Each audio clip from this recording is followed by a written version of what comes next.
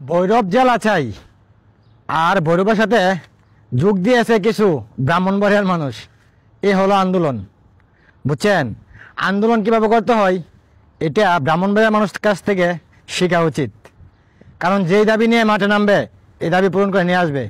আর আমার এই কথাটা কুমিল্লার ভাইদের জন্য, কুমিল্লা চাঁদপুর ভাইয়েরা, আপনাদেরকে দেখি এই কিছুদিন পর পর কিছু মানুষ রাস্তায় নামে আন্দোলন করেন। ওইটাকে আন্দোলন বলে না, আন্দোলন সেইটাই হবে। যতক্ষণ না কুমিল্লাতে বিভাগ দিচ্ছে ততক্ষণ ঘরে ফিরা হবে না, কঠোর হাতে আন্দোলন করতে হবে। আর ভৈরবের সাথে, ভৈরব জেলা হোক, তার সাথে তাল মিলিয়েছে ব্রাহ্মণবাড়িয়া। তবে হ্যাঁ, আমরা ব্রাহ্মণবাড়িয়া কিন্তু এটাও চাই যে কুমিল্লা হবে বিভাগ, কিন্তু কুমিল্লার সাথে এখনো রাজপথে নামে নাই ব্রাহ্মণবাড়িয়ার মানুষ। তবে হ্যাঁ, দেশের প্রধান উপদেষ্টা এবং যারা নাকি এখন দেশ পরিচালনা করতেছে তাদেরকে বলবো, বিশৃঙ্খলা বাড়াবেন না।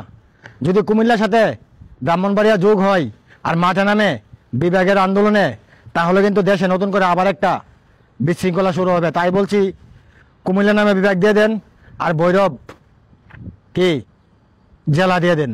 তা না হলে কিন্তু বাংলাদেশে নতুন করে আবার একটা বিশৃঙ্খলা শুরু হবে। এখন যারা মনে করতেছেন ফেব্রুয়ারিতে নির্বাচন হবে, নির্বাচনের আগে কুমিল্লা বিভাগ আর ভৈরব জেলা দিয়ে দেন, তা না হলে কিন্তু এই নির্বাচন মনে হয় না ফেব্রুয়ারিতে হবে। এটা যারা জ্ঞানী মানুষ একটু চিন্তা করে দেখেন, সামনে যত দিন যাচ্ছে তত কিন্তু বিশৃঙ্খলা বাইরে যাইব।